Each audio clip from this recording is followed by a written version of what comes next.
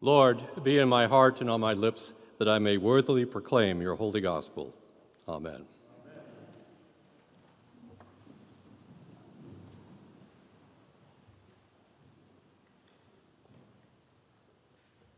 When he saw the crowds, he had compassion for them, because they were harassed and helpless, like sheep without a shepherd. Then he said to his disciples, "The harvest is plentiful, but the laborers are few. Therefore ask the Lord of the harvest to send out laborers into his harvest." Good morning. One of my favorite movies to watch during the season of Easter is the 1997 film called Contact, based on the book by the astronomer Carl Sagan. Okay, I can tell you weren't expecting that. Don't worry, I do watch all of the other movies that are traditional for that season, but in this movie, the main character, Dr. Eleanor Arroway, spends her entire life staring up at the night sky. She sits in the desert with headphones on, listening to the vast, overwhelming, deafening silence of the cosmos. She is desperately seeking a signal, some proof that in the middle of a broken, chaotic, and isolated world, we are not alone. She wants a big move from the universe. When the signal finally comes, it takes her on a journey across the stars. But there is just one problem.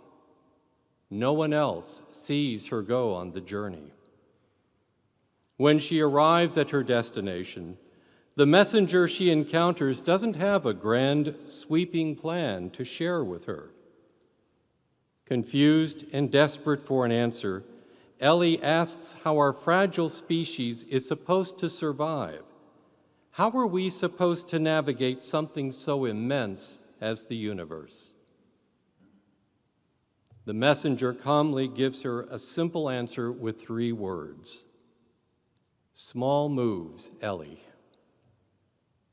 It is a striking phrase, small moves. In a universe of billions of galaxies, the secret to survival is small, patient, localized steps.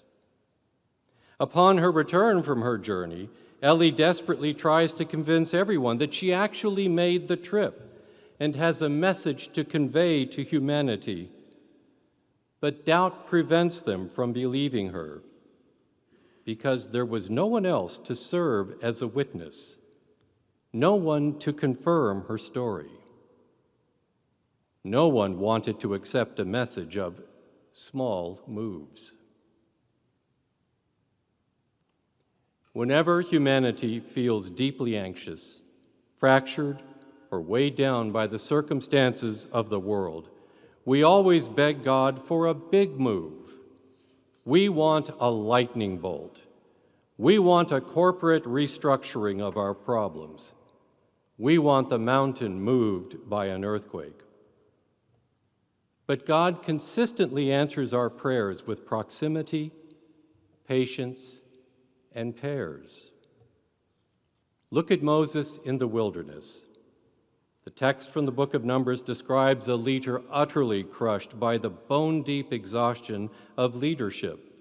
Moses stands before the Almighty, looks at the grumbling, anxious crowds, and cries out in despair, "I am not able to carry all this people alone, for they are too heavy for me." Moses wanted a big move. He wanted the wilderness to end. But notice God's remedy. God didn't make the people easier to manage, and God didn't magically drop them into the promised land. God said to him, "Gather for me 70 of the elders, and I will take some of the Spirit that is on you and put it on them, and they shall bear the burden of the people with you, that you may not bear it yourself alone." God solved the overwhelming weight by dividing the load among human companions. Millennia later, Jesus walks into the exact same human reality. Matthew tells us that Jesus looked out at the crowds and his heart broke because they were harassed and helpless, like sheep without a shepherd. The scale of systemic brokenness, poverty, and isolation was as vast and deafening as the night sky. And what was Jesus' grand strategic plan? He didn't march on Rome. He didn't write a manifesto. He took a deep breath, looked at 12 flawed human beings, and began making small moves.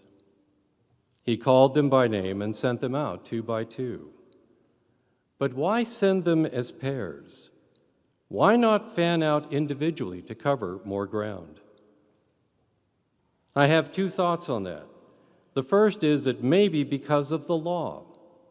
Under ancient Jewish law, the testimony of a single person was just an opinion.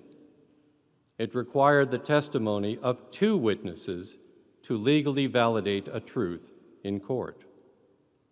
One person speaking is just a claim. 2 people standing together is an established reality. And maybe the second is because Jesus knew the grueling nature of the harvest. He knew there would be wolves. A solo traveler burns out, gets discouraged, or even worse, gets eaten alive. In pairs, when one is weak, the other carries the staff. When one loses hope, the other remembers the prayer. The very truth that the kingdom of heaven has come near is validated not by a solo superstar, but by a relationship. Generations later, we see those small moves, 2 by 2, happening right here every single week. When this congregation works together to feed the hungry, and to shelter the unhoused, we are not solving global poverty in an afternoon or an evening. What we are doing is making intentional, ground-level, small moves. 1 meal, 1 conversation, 1 bed at a time.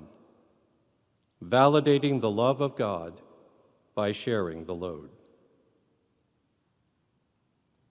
But being a laborer in a broken world is a long journey, and sometimes the pairs traveling together get separated. Exactly 6 years ago on this identical Sunday in June of 2020, June 14th, 2020, proper 6, I was the appointed preacher for the cathedral. I had spent the week studying this exact same gospel text, this text about Jesus looking out at a harvest of people who were harassed and helpless. But on that morning, I didn't climb into this pulpit.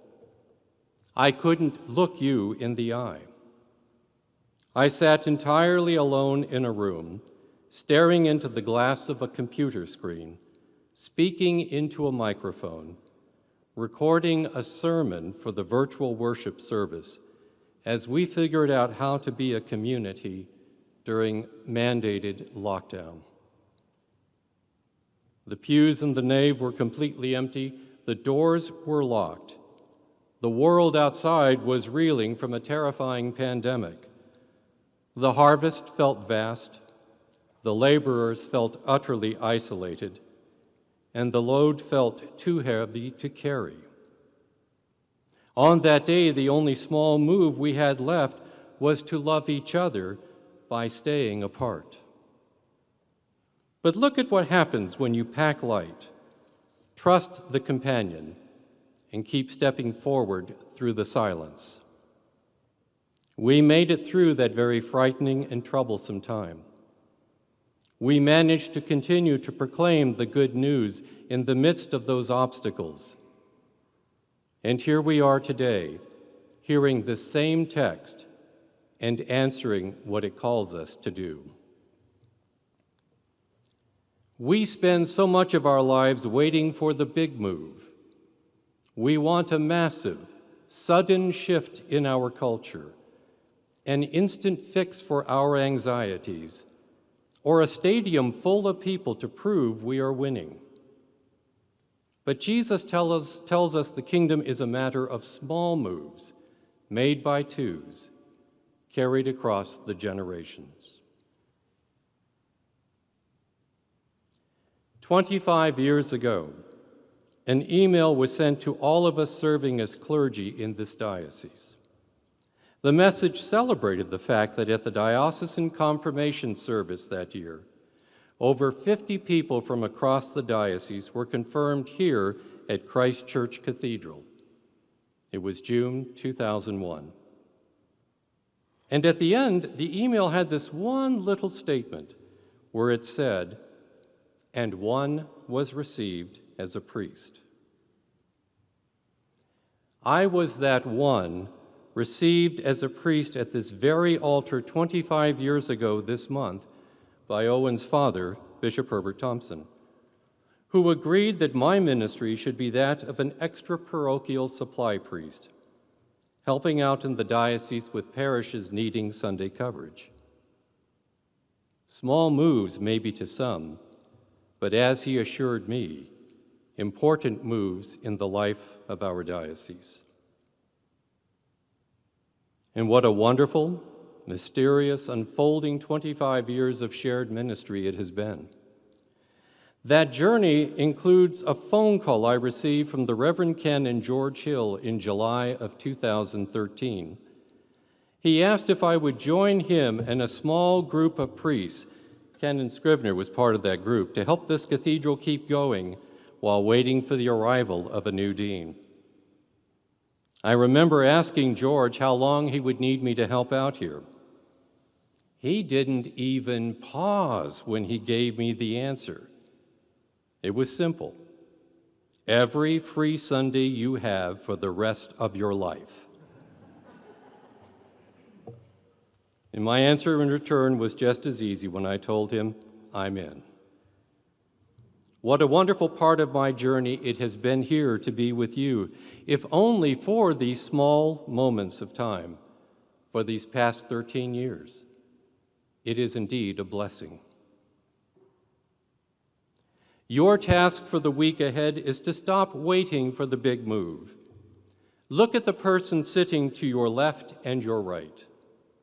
Look at the divisions in our streets and the hunger in our city.